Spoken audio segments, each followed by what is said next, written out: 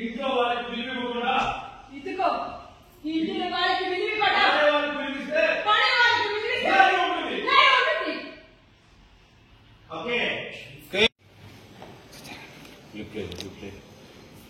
రోజా నీకు అప్పటికే చెప్పాను, నీ వల్ల కాదంటే చెప్పమ్మా, కావాలంటే ఏదో ఒక పరిహారం చేసుకుంటాను అని.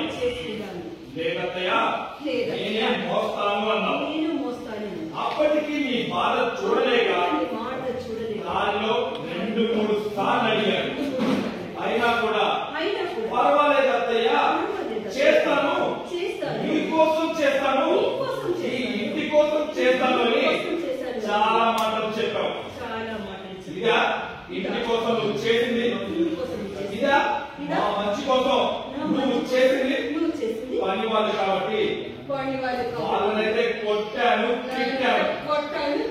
నువ్వు ఇంటికి కోడాలి, నిన్ను ఏమనాలి? ఇప్పుడు నువ్వు చేసిన పని వల్ల